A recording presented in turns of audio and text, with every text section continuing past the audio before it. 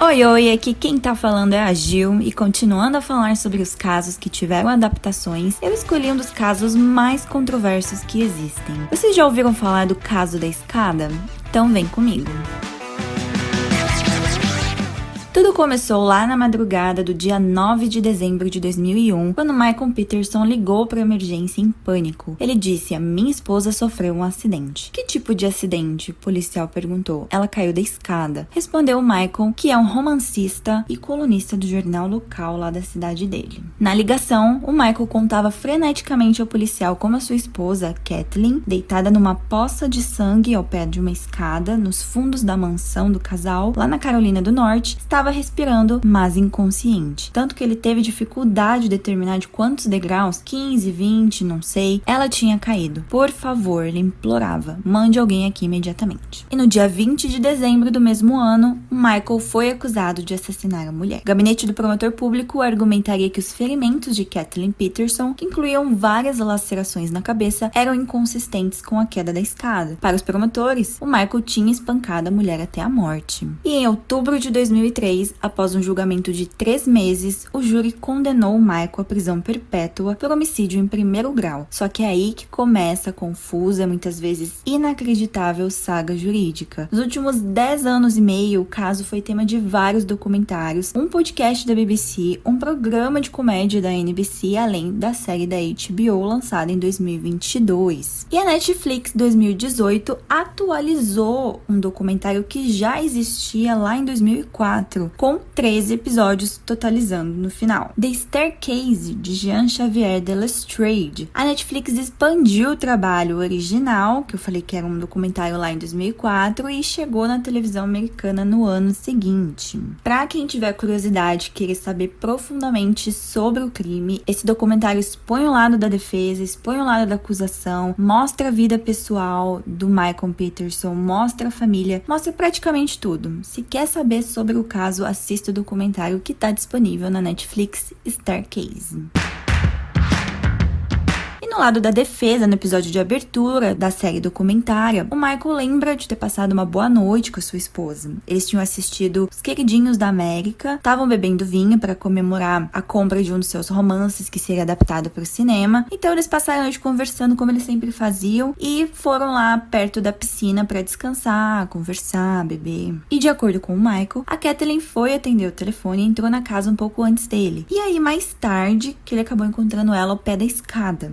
Sua equipe jurídica alegou que ela tinha misturado Valium com álcool e teria caído depois de tentar subir de chinelos numa escada estreita e mal iluminada. Pouco difícil, né? Você cair, sei lá, do 3º degrau. O documentário mostra como que era a casa deles, como que era essa escada. Realmente aquela escada estreita, sabe? Que começa 1, 2 degraus e já vira para outro lado. Mas assim, um pouco estranha a posição que ela foi encontrada e a quantidade de sangue que tinha. Já os promotores, eles tinham um quadro muito diferente. Eles argumentaram que o Michael espancou brutalmente a Kathleen com ferro de lareira e que as feridas na sua cabeça foram causadas por traumas de força contundente. Eles alegaram também que o Peterson tinha dívidas e consideraram uma apólice de seguro de vida de 1,8 milhões como motivo do crime. Uma versão um pouco mais racional. No documentário também conhecemos um pouco mais a família Peterson, que era uma família bem grande, porque o Michael e a Kathleen haviam casado antes deles se casarem entre si. Eles tinham 5 filhos entre eles. O Michael tinha 2 biológicos, Todd e o Clayton, e 2 filhas adotivas, a Margaret e a Martha Ratliff. Ele adotou elas de uma amiga que acabou falecendo. E a Kathleen teve uma filha biológica, a Caitlin Atwater, e todos eles, os filhos do Michael, apoiaram ele durante todo o julgamento. A Caitlin inicialmente começou apoiando, mas depois que teve o final de julgamento, que ele foi condenado, ela rompeu publicamente com o padrasto. Ela sabia a verdade do que tinha acontecido com a mãe dela. No documentário também descobrimos vários segredos da vida do Michael Peterson, tanto que o promotor, em um dos episódios do documentário, fala que cada aspecto da vida do Michael Peterson é uma mentira. Tinha muita discrepância sobre o passado dele, detalhes da vida pessoal que surgiram durante o julgamento. Então a promotoria ela se concentrou nas fotos, e-mails encontrados no computador do Michael, sugerindo vários casos extraconjugais com homens, Segundo a acusação, na noite do crime, a Kathleen tinha descoberto tudo isso. Só que o Michael garante que ela sabia sobre a sua bissexualidade e que estava ciente de que ele tinha se relacionado com outros homens. Pouco suspeito, né? Enquanto os promotores estavam se preparando para o julgamento, eles descobriram que a mãe das filhas adotivas do Peterson, a Elizabeth Ratliff, também foi encontrada morta ao pé de uma escada. Lembra que eu falei que ele adotou 2 filhas de uma amiga dele que acabou falecendo?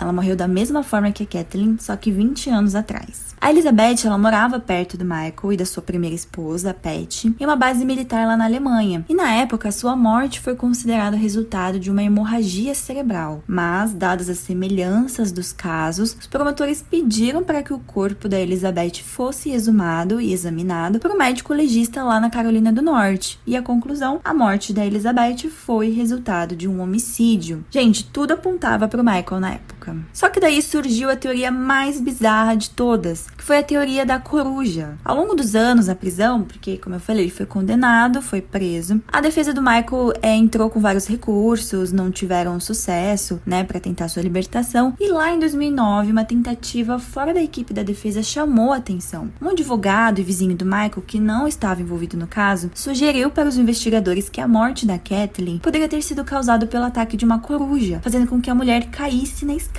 Era impossível, não era? Era uma região que tinha muita coruja, eles alegaram também que a janela estava aberta no dia da morte dela. Então, realmente, eles levaram à frente essa teoria. Entre as evidências recolhidas na cena do crime, estavam listadas 3 penas microscópicas de coruja. O vizinho defendeu que se o júri tivesse visto tais evidências, poderia ter mudado a sua decisão no caso. Só que a teoria foi refutada. Gente, quando eu assisti o documentário, eu vi essa teoria da coruja, eu falei, mas como será que aconteceu? Primeiro que eu já ficava imaginando como será que ela caiu da escada, porque ninguém explicava o que aconteceu. Tipo, ela caiu, sei lá, do 4º degrau, bateu a cabeça ali, bateu de novo ali, porque foi tipo, ninguém sabe o que aconteceu. E aí veio em 2022 a série da HBO e mostra as 2 cenas, gente. É muito boa essa série, recomendo demais. Mostra a cena, de como supostamente ela teria caído da escada e mostra a cena de como ela teria sido atacada por essa coruja. É muito legal, gente, muito interessante mesmo. E após anos de apelações, o Michael recebeu um novo julgamento e foi libertado em 2011, quando o juiz concluiu que uma importante testemunha de acusação havia mentido. Então a condenação foi anulada e tiveram uma nova data de julgamento marcada para maio de 2017. Só que em fevereiro de 2017, antes do julgamento, o Michael tornou-se oficialmente um homem livre após entrar com o Alford Plea, que é um tipo de apelação judicial prevista só na lei americana, na qual o réu admite que a acusação tem provas contra ele, provavelmente levaria uma condenação, mas ainda assim ele não admite o ato criminoso, mantendo a inocência. Então, sob os termos do pedido, o Michael reconheceu que os promotores tinham provas suficientes para condená-lo por homicídio. Só que ele não foi obrigado a passar mais tempo na prisão porque consideraram os 8 anos que ele tinha servido atrás das grades. As irmãs da Kathleen Peterson criticaram essa decisão após o acordo judicial. Elas acharam um absurdo, que não fazia sentido, não significava nada, que ele era culpado sim. Então o caso na época chamou a atenção dos documentaristas e virou essa minissérie documental francesa lançada em 2004 e expandida em 2018 pela Netflix, com 13 episódios. A francesa Sophie Brunet, que foi uma das editoras das centenas de horas de entrevistas e gravações para o documentário, acabou se apaixonando pelo Michael mesmo sem conhecê-lo pessoalmente. Estranho, né? E após a sua condenação entre 2004 e 2008, ela visitou o Michael na prisão nos Estados Unidos pelo menos 17 vezes. E o romance entre os dois se manteve secreto por anos. Os dois ficaram juntos até 2017. Bastante tempo, né? Bom, e se você nunca tinha ouvido falar do caso, se você se interessou, se quiser saber mais profundamente, corre assistir o documentário lá na Netflix com 13 episódios e depois não esquece da série da HBO de 2022, estrelada pela Toni Collette e o Colin Firth. Mas e aí, vocês acham que o Michael é culpado? Ele realmente matou a esposa? Ou vocês acreditam na teoria da coruja? Não deixem de comentar sua opinião comigo porque eu tô curiosa. E espero que tenham gostado do episódio e até o próximo Expresso.